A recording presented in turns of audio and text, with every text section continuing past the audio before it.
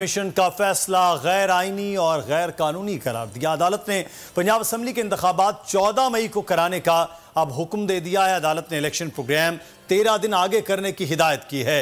Supreme court ने तहरीरी हुक्मनामा भी जारी कर दिया है। वफाकी हुकूमत को 10 अप्रैल तक 20 अरब रुपए फराहम करने का हुक्म दिया गया है। पंजाब की निगरान हुकूमत, चीफ सेक्रेटरी और आईजी 10 अप्रैल तक सिक्योरिटी प्लान पेश करें। वफाकी या निगरान हुकूमत ने मुआवनत न की तो अदालत मुनासिब अहकामात देगी। लेकिन अब ताज़ा तरीन यह है कि जो इत्तलात आ रही हैं वो वफाकी काबीना ने सुप्रीम कोर्ट के आज के फैसले के हवाले से उसको कलअदम करार दे दिया, उसको नहीं मानना जा रहा है। और साथ ही साथ पाकिस्तान मुस्लिम नून की जो रहनुमा है मरियम नवाज, उन्होंने तो बाकायदा तौर पर अब महाज खोल लिया है सुप्रीम कोर्ट के हवाले से। शुएब शाहीन साहब हमारे साथ मौजूद हैं। शुएब साहब, सुप्रीम कोर्ट ने हुक्म दिया कि ये तरीकाकार 14 मई के इंतखाबात का मामला है। वफाकी काबीना इस फैसले को मुस्तरद कर रही है। अगर वफाकी हुकूमत, जिम्मेदारान अगर ये फैसला नहीं मानते हैं तो क्या होगा सर?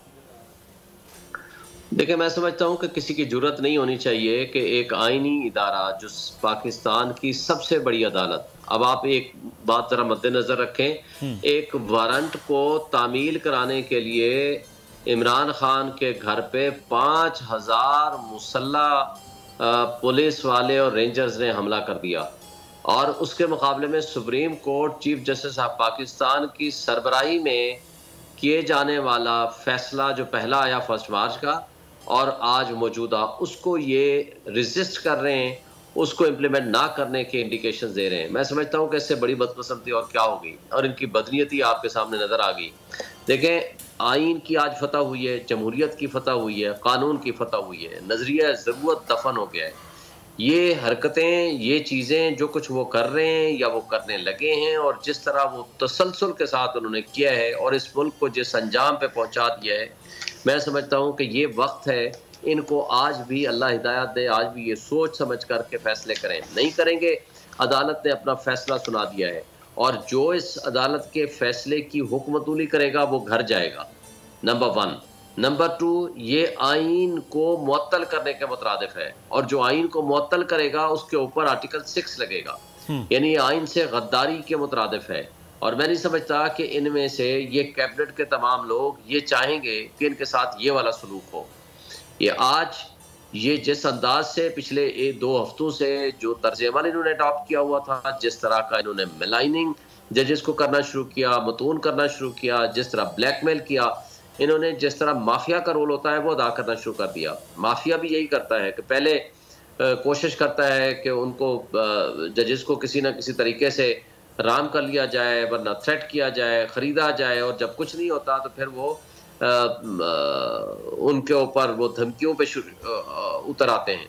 अब ये पिछले 1 हफ्ते 2 हफ्ते से इनके बयानात उठा लें तो सिवाय धमकियों के इनके पास कुछ भी नहीं है। अब इनकी जड़ें खोखली हो चुकी हैं और इनके पास पब्लिक के पास जाने को कुछ भी नहीं रहा। शुएब साहब, एक चीज 2 अलग अलग नजर आई। एक सियासी जमातों के वकला जब वो आए तो उन्होंने कहा कि आपको नहीं सुना जा सकता, मामला सीधा इलेक्शन कमीशन का है। अटॉर्नी जनरल ने ऐसी कोई चीज़ भी नहीं कही। इलेक्शन कमीशन के वकील ये कह रहे थे, लड़ते भी रहे साथ, कहा कि हमारे पास सपोर्ट नहीं है वरना इलेक्शन करवा दिए जाते पहले दिन। तो सर, ये अब इलेक्शन कमीशन का मामला था, इंतज़ामिया ने उनके साथ होना है, लेकिन ये पूरी कैंपेन हुकूमत और हुकूमती जमातों की जानिब से जो की गई है और फिर फुल कोर्ट की जो इस्तदा है, ये क्यों हो रही थी? देखिए, पहले बात तो यह है कि फुल कोर्ट वाली बात ही खत्म हो चुकी है। फुल कोर्ट का मतलब यह है कि कौन सा इबहाम था। इसमें सिर्फ 3 क्वेश्चन थे जो सुप्रीम कोर्ट ने पिछले 1 हफ्ते से इनसे पूछ रहे हैं। एक, बताओ क्या इलेक्शन कमीशन के पास अख्तियार है? सब ने, कल आपके सामने इलेक्शन कमीशन के वकील ने भी बहस की, अटॉर्नी जनरल ने भी किया, उन्होंने कहा इलेक्शन कमीशन के पास कोई अख्तियार नहीं है। इस पर एक लफ्ज नहीं कहा। दूसरा सवाल यह था कि क्या आइन के मुताबिक 90 डेज में इलेक्शन होने हैं? सब ने कहा 90 डेज में इलेक्शन होने हैं। तीसरा सवाल यह था, जो रीजन दिए हैं उन्होंने मिनिस्ट्री ऑफ फाइनेंस वाली और मिनिस्ट्री ऑफ डिफेंस वाली के जी हम नफरी नहीं दे सकते, हम पैसे नहीं दे सकते, क्या वो जस्टिफाइड है या नहीं है?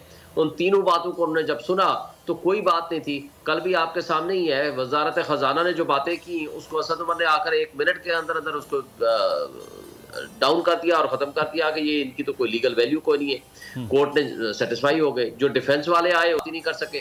तो मेरा नहीं ख्याल कि ये सिर्फ हीले बहाने हैं, जिसको कहते हैं ना कुएं बदरा बहाना बेसियार।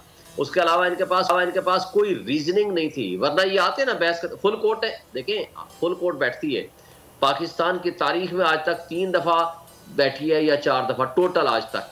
और लास्ट टाइम बैठी थी ये 2015 में, जब ये आईनी पटिशंस आई थी कि जिसके मुताबिक ये फौजी अदालतें क्या कॉन्स्टिट्यूशन के मुताबिक सही बनी है या नहीं बनी, क्या कोई बेसिक स्ट्रक्चर कॉन्स्टिट्यूशन का है। उसके बाद आज तक नहीं बनी। ये कासिम सूरी वाली रूलिंग के खिलाफ फैसला आया, यही जज साहबान थे। 200 में मजारी की रूलिंग के खिलाफ फैसला आया, यही जज साहबान थे। तो इनको तकलीफ क्या है? उस वक्त तो बेहतरीन जज थे, इनको नाम लेने के ये कह रहे थे कि बहुत अच्छे जजेस हैं। और आज देखे ना, आज क्या इशू है। अच्छा शुएब साहब, एक चीज़ मैं यहाँ पर आपसे जानना चाहूँगा, क्या अब ये जो सुप्रीम कोर्ट का फैसला आया है, लीगली तौर पर इस फैसले को किसी तरह को चैलेंज हो सकता है? क्योंकि मामला तो इलेक्शन कमीशन का है, इलेक्शन कमीशन इस फैसले को कहीं चैलेंज कर सकता है, कोई तरीकाकार हो सकता है, क्या चीज़ हो सकती तौर पर हमारे देखने सुनने वालों के लिए आसानी हो?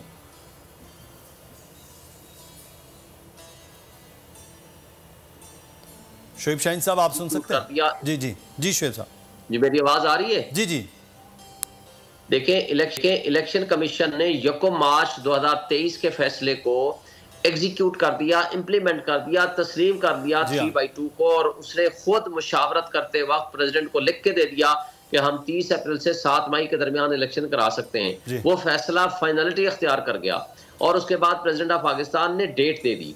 उसके बाद, उस डेट देने के बाद, अब सिर्फ 3 बातों पे या 2 बातों पे ये यहाँ आ गए हैं, इन्होंने ये डेट चेंज कर दी। पहली बात है कि उसको अख्तियार ही नहीं था डेट चेंज करने का उनको, तो उसने डेट चेंज क्यों कर दी? यही बात आज कोर्ट ने फैसला कर दिया। दूसरी बात यह है कि उसने 2 बातें की।